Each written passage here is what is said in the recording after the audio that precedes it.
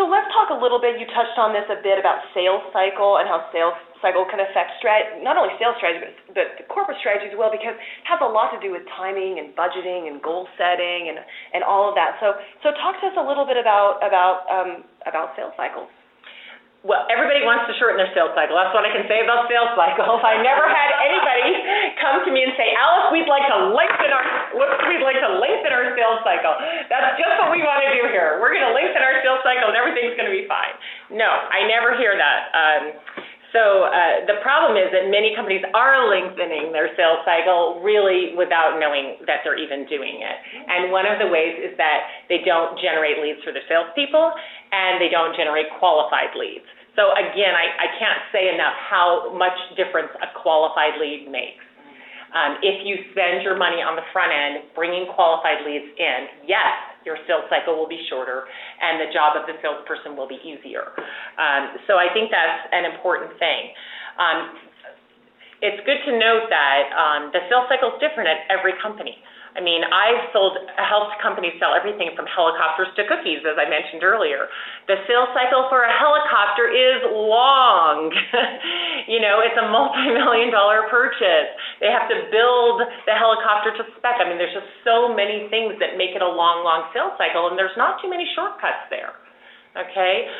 But then, on the other hand, you'd think selling cookies, that's pretty easy, right? Hey, taste this cookie. You like it? Good. You want to buy those for your company? You think that'd be short. But it's not short because huge corporations like Kroger and Safeway and, other big Costco markets across the nation, they have buying cycles that are important. They have buyers who have to run through a set of criteria and taste a lot of products. And then once they've decided on those products don't start in until 3 or 4 quarters later, because they have to set up everything and get everything in place to go. So sales cycles are different with every different company and product, and depending on who your buyer is. And one of the things I think it's important to say here, this is really more tactics than strategy, but many salespeople want to create urgency. Sales managers, business owners, they always tell me, I want to create urgency. I want these people to buy sooner, faster.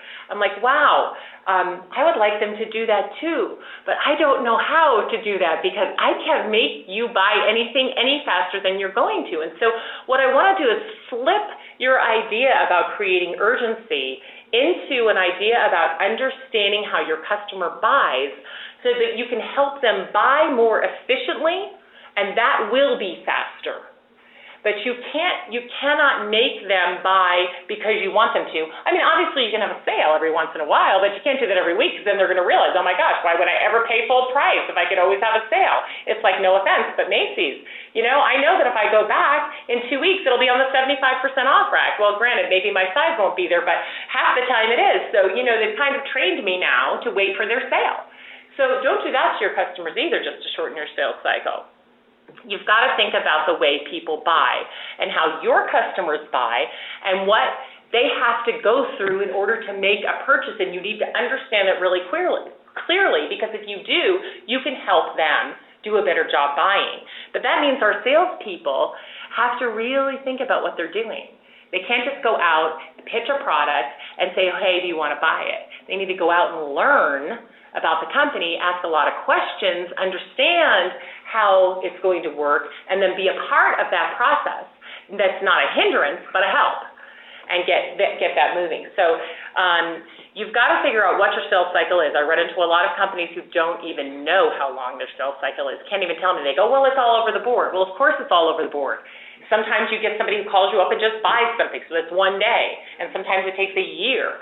But there is an average sales cycle that the salespeople will be able to tell you, or if you're using some kind of CRM or in a sales funnel, and people are logging in, from when they get the lead till when they close the lead, you can figure out your sales cycle, and you must, or you cannot plan a solid strategy around it. So you've got to know that strategy, and you've got to account for it when you're determining the revenue goals. So just because you'd like your sales cycle to be shorter doesn't mean you can tighten up your revenue goals and say, well, you're going to hit this by this quarter. This is why I think that quotas are just so outdated. They're ridiculous. I don't even know how you can use a quota system anymore, because if you're really interested in how your customer buys And following that cycle and shortening your own sales cycle, giving a quota to salespeople that's just based on, hey, you're going to hit this number this month, it's crazy. We need some reality here, and that's why I teach my clients to use a sales funnel to predict what their sales are going to be, versus just setting arbitrary quotas, which most quotas truly are just very arbitrary. So I want you to think about, when you are setting quotas, if you do that at your company, think about the length of your sales cycle and whether it's actually really realistic or not. We do need to motivate salespeople, don't get me wrong, but I just think there's other ways to do it. So what would you do? I mean, that's a pretty controversial thought, right, to say get rid of quotas. It's pretty controversial because the people who set the quotas don't understand sales. It's not controversial to people who do sales. You ask a salesperson and they'll tell you. You ask a good sales manager who really understands sales. You ask a CEO who really understands sales. But people, it's just like they're afraid not to focus because they might miss some business. They're afraid to throw out something, this age-old quota thing. I don't even, it's crazy. There are many better ways to motivate your salespeople and to make sure that they hit some numbers. We do have to hit some numbers, right? That's what we have to do in business. But there are better ways to do it.